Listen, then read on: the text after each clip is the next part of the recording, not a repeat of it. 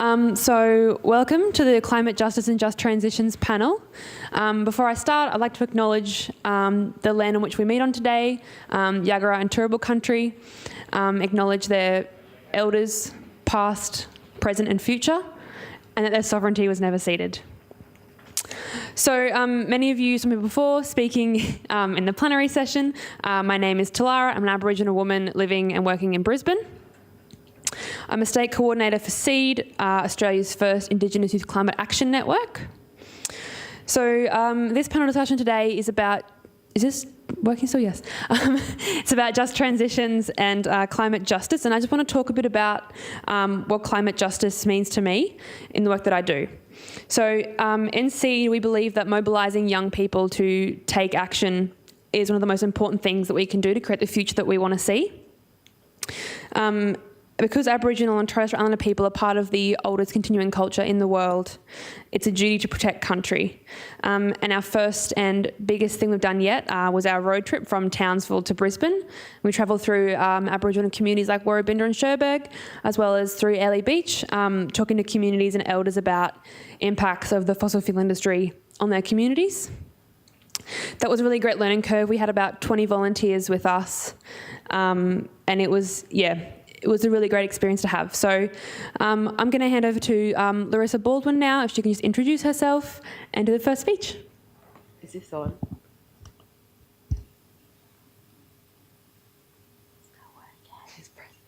Yeah. Okay. Cool. I hate talking in microphones.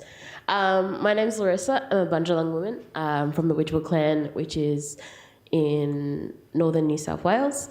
So my country is all massive, big rainforests, and I grew up there until I moved to Brisbane. I work in Brisbane as the national coordinator for SEED, looking after volunteers, but also doing a lot of our campaigns.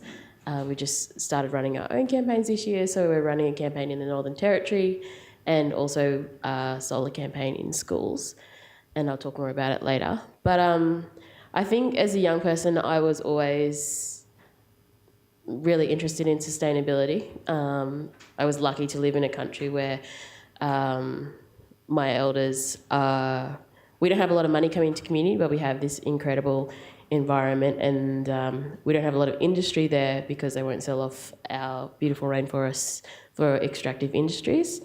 So I was always taught to protect environment, and that was the kind of family that I grew up in. But my family were also, so my great-grandfather and his brothers were really instrumental in getting Aboriginal children in New South Wales into schools. So they went down to the Aboriginal Protection Agency and they were like, we're going to send our kids to schools because we're part of this country too, and basically on this date we're going to send our kids into schools. The reason I got to grow up on my country, a lot of you might know about forced removals that have happened, but we were moved off country, and then my great-grandfather and his brothers walked off the mission, and they were like, this isn't our country, we're not going to live here, we're going to live together on our own country. So I'm very fortunate to grow up knowing my culture and being connected to my country, and I know as a young person today, it's a privilege to have that information and still have that connection. One of the things I wanted to talk to you today, talking about social justice and a just transition, I thought the best way to talk about it is I've just been in the Northern Territory. So I went up to Borroloola with traditional owners. Northern Territory, Borroloola is in the Gulf country of the Northern Territory, and there is it's huge country, and there are 4 big clans up there. Basically, they're fighting. They have the MacArthur River mine up there, but also they have a whole lot of gas, shale gas, that's going to come onto country, and big acquisitions of land by American energy companies.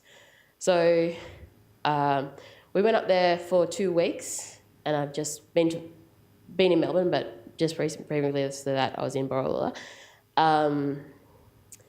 And we walked in on the first day, and we were with some other social justice organisations, and they were like, so we're going to talk about all the issues, and they had on the table that they were going to talk about mining and gas. And then I was just laughing and shaking my head because we walked into the meeting and the first thing they said was like, okay, so we're going to spend the next little bit of time talking about all the issues in community. And I was just like, so for the next 2 hours, some very angry conversations started happening around jobs and housing and health services and all these like symptomatic issues. And the facilitators were just like, how are we going to bring this back to mining and fracking? And I was like, we're not. I just talked to them about, a lot of people go into Aboriginal communities and they have this very extractive relationship where we need this information. I'm like, you've opened the door now, so we're going to talk about community issues. It was the first time, we went up there on an invitation from Conrad and Adrian, who are two young traditional owners up there, and they had got together a group of 40 people. And this was the first time they've ever come together to talk about the issues on country. And some of them were from the organisation, have one body there, and it's the only Indigenous controlled organisation in the community, but it has a very limited amount of funding because the MacArthur mine, usually mines in Aboriginal communities would give over the life of it about $400 million of royalties to a community. But because Borroloola was the first community to test native title in the Northern Territory, basically they got pretty stuffed over by the government and they have no veto rights over the mine, so they have no right to make any decisions. So they don't get any royalties from the mine. What they do get is $1.5 million a year now because the MacArthur River has been polluted, so it's in compensation. An issue with that is Glencore, who owns the mine, sits on the board of that trust and decides where the money goes. So the money goes into sporting teams, and people in the community wear shirts that say MacArthur River Mine, and it employs about 50 people now. You probably see a lot of stuff come out from the mine that says a capacity, it employs 500 people. But what's happening at the moment is there's some pyritic rock, that's not how you say it, but basically once they've dug it up, it starts burning. And for the last 6 years, this rock has been burning and there's not enough clay up there to cover it.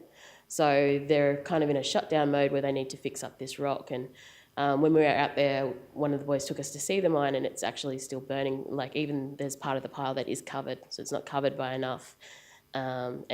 It's still burning. So there's some issues around the mine. That was one of the issues with the organisation that's been set up there. So we broke it down. We started talking about, okay, let's break these big community issues down. We talked about the clinic, and also like instead of government funding coming in and funding the whole clinic, a lot of the services, essential services like the like dialysis that the community need, is actually seed funding that they got from the mine to start up. So the mine has a lot of involvement in the community and a lot of power, but the mine doesn't contribute to services like housing and like jobs creation, other than what they have in the mine. One of the issues that was happening in community was like, sorry, I just lost my train of thought. I'm really sick as well, sorry. So we were talking about all the issues that were happening in community and breaking it down to what we can do and creating action plans around housing and how we could get more jobs and that sort of stuff. And while we were out there, the Minister for Housing came out to visit the community. In 2007, the Northern Territory intervention was rolled out, and housing and health services were promises contingent on a 99-year lease of homelands. So a lot of the communities like Borroloola, which is a central community with lots of outstations on homelands that are completely Aboriginal controlled, refuse to lease the land back to the government because they know that it's for mining, and they don't want it on their traditional homelands. So while we're out there, the government came in and were like, we're going to give you all this housing, and so the lease was still not signed. And it just gives you an idea of like some of the issues that are happening up there. So we made a really great action plan in community. By the time we left, we had addressed like 3 really prominent issues and how they were going to roll out. But we still hadn't talked about energy or the mining or like how we could transition, because Borroloola is run off a diesel and generators. They really want renewable energy in the community, but because of the intervention, they're not allowed to own the renewable energy. Yeah, so... and I guess this is one of the things that I want to highlight, is we can say that renewable energy is the way of the future, but we really need to campaign and get our rights in Aboriginal communities respected, where we can own our own energy and put that money into community jobs and that sort of stuff. When we talked about creating jobs, they want to have ecotourism on their country. They want to have jobs for their young people, but they don't bring any income in that isn't controlled by their mind. So it's very hard to even ask for training programs to come in for renewable energy where those jobs can be used to fix up houses or build houses. And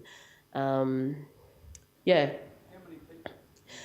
So in Borroloola, in the central town itself, there are about 1,500 people. In the surrounding communities, there's about another 800. And there's a fair distance between them, very remote.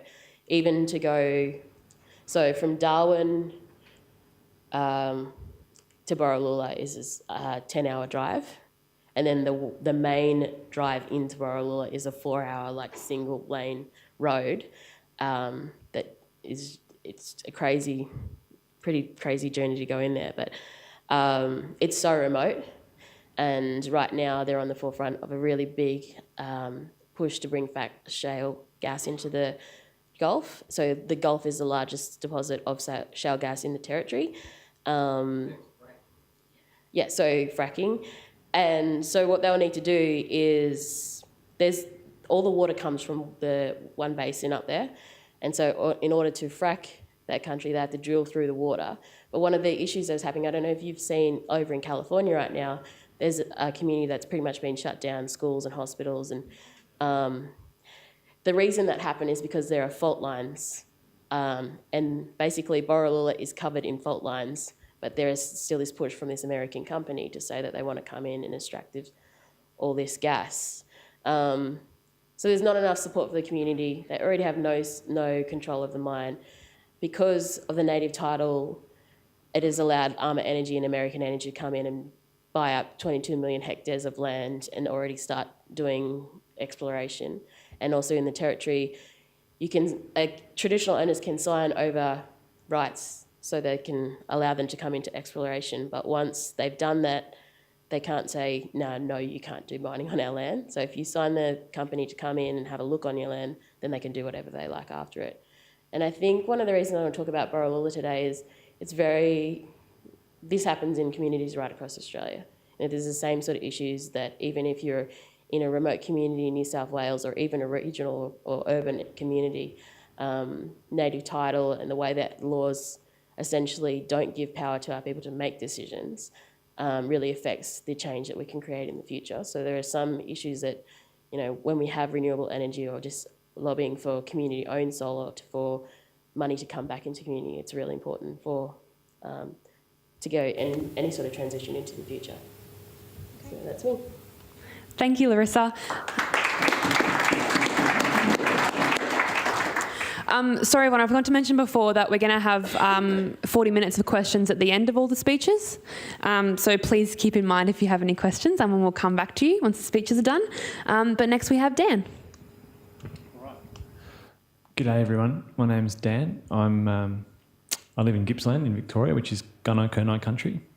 I'm going to share a couple of experiences. I'm going to talk about the Earthworker Cooperative, which is a project I'm involved in, and I'm very keen to share with you today. And there's some information in paper floating around too to have a look at. I'm going to then make an impassioned plea for a forgotten solar technology, and then talk about a final campaign that Earthworker is running at the moment. So the first little story I'd like to share is from the Latrobe Valley in Victoria, which is 2 hours east of Melbourne. It's where 85% of Victoria's electricity come from by burning brown coal in some of the world's dirtiest power stations. It's clearly, for that reason, been a pretty important site in discussions about climate change and energy transition in Victoria. And that's how myself, as a climate activist, initially became extra involved in the area, in the Latrobe Valley. I'd had family around there and spent time out there, but I guess it was through the question of how we deal with climate change that I became particularly interested in the question of Latrobe Valley, and became particularly involved around the time that there was big Melbourne-based campaigns to shut down Hazelwood Power Station a number of years ago, which are being kicked off again now. And lots of those campaigns entailed pretty strong confrontation, but often outside the gates of the power station, between those who were pushing for a shutdown of power stations and those many people who lived in the region and who worked there or whose family members worked there. And it was seen as quite a divisive debate between those who wanted power stations closed and those who didn't. But taking the time to talk to people down there and getting to know people and listening to people, it was not easily black and white, as stories like to portray. And I remember one particular night we had a meeting in the lead up to one of the big protests down there, where a proud coal miner and CFMEU member said, look, none of us like the coal industry. We hate the bosses as much as you probably hate the companies, but we need to eat. And you talk about green jobs, but until you can show us something else, I need to keep feeding my family. And so give us a green job and we'll swap in a minute, but right now we can't, and we can't support your protest outside the front of the gates of our power station.